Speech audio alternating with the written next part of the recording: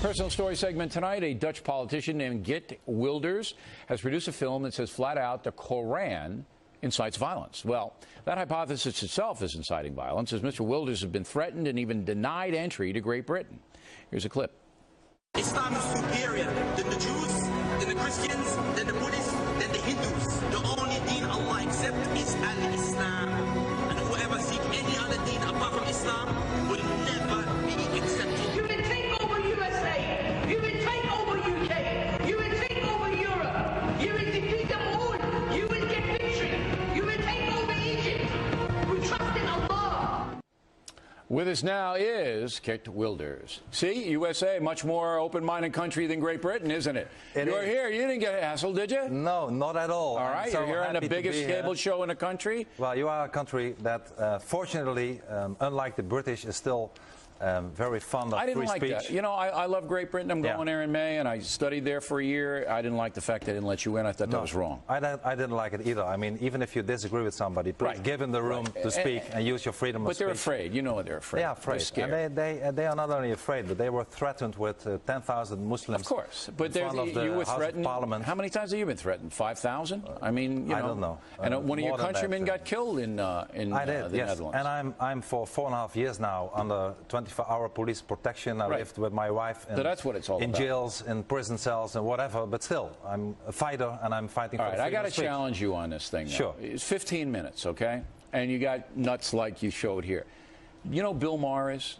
Bill Maher is an American comedian. He did a documentary film called Ridiculous Religion or something like that. I was even in that film. Okay. Now, anybody can make a 15-minute film about religion and make it like it's crazy and, you know, get those guys. You could do that on Christianity, Judaism, Buddhism, whatever. Couldn't you? No, not a movie like that. I mean, for instance, if you look at terroristic acts, of course it would be crazy to state that all Muslims are terrorists, because they are not. But almost all terrorists, unfortunately, are Muslims. So it would have been impossible to use. I didn't use actors in the film. I used real images combined with certain verses from certain surahs, and it would have been impossible to make that kind of movie about Christianity. And my point exactly is that when you look at the Islam, I'm not talking about the people. I have nothing against Muslims. Yeah, when you look at the philosophy... If you look at the ideology of Islam, it's a totalitarian ideology. But you don't spend much time in the documentary on the Koran itself. And again, you can take the Old Testament and the Bible and pull out all kinds of inflammatory stuff. And I'm saying to myself, what good is... Here's the bottom line on it, sir. What good is this? Most people know in the free world, not in the Muslim world, in the free world, most clear-thinking people know that worldwide terrorism is driven by Islamic fascism. People know that. What good is you telling them again? Unfortunately, most people in Europe don't know, especially the political elite, the leadership in Europe. They don't know it. They are afraid. They are what the Arabs call dhimmis. They are afraid of the reality. If I tell you that even today in a European country, Great Britain, the country that banned me and sent me away after detaining me for a few hours, we have already today, when it comes to family law, Sharia courts functioning. I mean, this is Europe today. But you can't tell me after the London subways got bombed, after your compatriot got murdered in the street of Holland, after they blew up the train in Madrid, after all of these things happened, that Europeans don't know? No.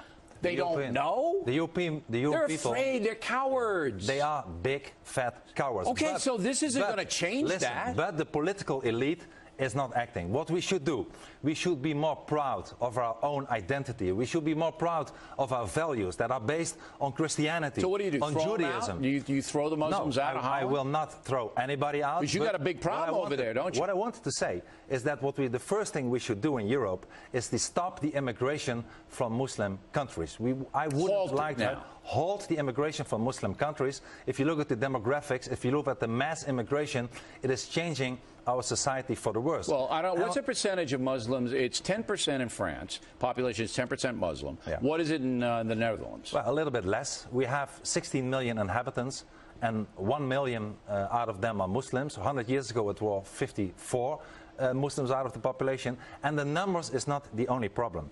The fact is that at the end of the day, we will lose our freedom, because Islam wants nothing else than to submit other people. They are not in our societies to integrate. Now, do they call you a racist like they call me here? Well, you know, they do, but it's very easy that if somebody is not playing the political correct tune to label him a racist or xenophobe, I am not. My party today represents the second biggest party in the polls in the Netherlands. Why? Those people are not racist. Those people are proud on their own Christian identity. They don't want the Netherlands to become an Islamic country. Out, but you'd stop the migration. I would stop the migration. I would not throw anybody out, except if they commit violent crimes. Of course, then we can say, well, you are not welcome anymore in this country. And this is really the first thing we should do.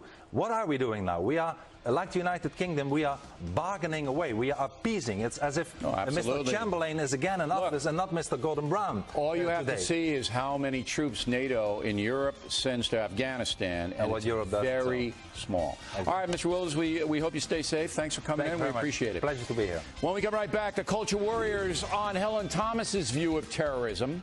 And also ahead, gay marriage, the big winner in the Best Actor category last night. Reality Check has the behind-the-scenes story after these messages.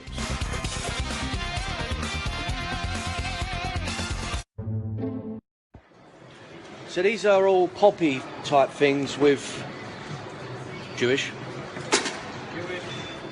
Let's have a look. Muslim. Hindu. That's Hindu. Yeah. Okay. We don't know what that one is. We think it might be another Muslim one. And we have the atheist one. That's the atheist one. Okay, that's an atheist one. Now, as you just seen, they've all got poppies on them. Okay. Except that one. Except the Muslim one. The Muslim one. We don't know that it is a Muslim one. Some people think it might be. That is a Muslim one. I mean, you can tell that's a Muslim one. We've asked a Muslim person, he said it's not Muslim. That's the half crescent moon. Yeah, so why has the Muslim one not got a poppy on it? They came without them. They just came without. The Muslim one came without a poppy on. Yeah, we don't know why. Okay, that lady a moment ago said the Muslims don't have poppies. Well, they just have the wood. Yeah, they're probably purity. Purity? Yeah, it's non-contaminated.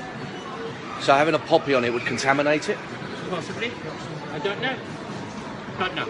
But they're sent to you like that. The Muslim one hasn't got a poppy in, and that's how they're sent to you. And it's been like that for years. And it's been like that for years? Yeah. You think that's a bit bizarre? No, it doesn't bother me at all. It doesn't bother you? No. Because they then often will buy a poppy separately. Well, we had a Muslim here this morning, and he bought 3 poppies and the pins.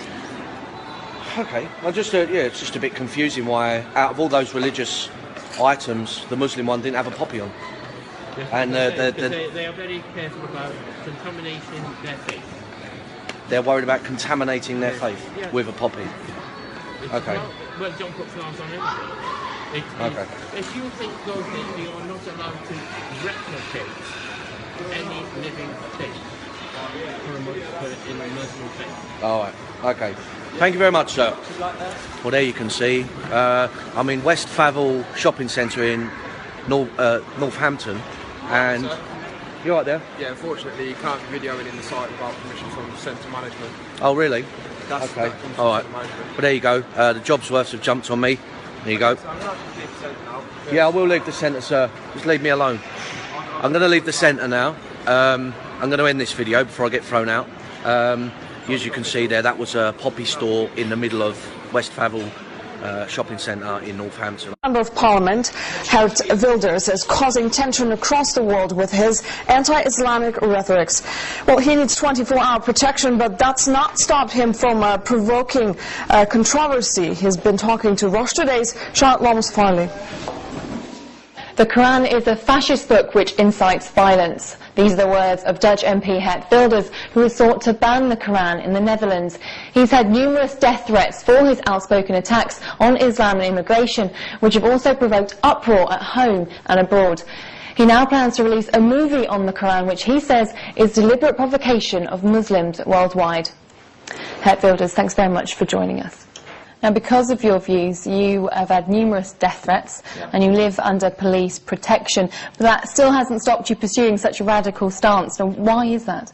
Well, I don't think my stand is very radical. I'm just an honest politician with growing support, fortunately, in the Netherlands. But if I would moderate my voice, or if I would stop saying what I really think, the terrorists, the people who don't use democratic arguments but use undemocratic arguments like death threats that unfortunately I get almost every day, they would win. So I will never stop, because if I will stop, or if I will moderate my voice, if I will not tell the truth according to me, then the people who use threats will win. And I believe in a democracy, those people should and will never win.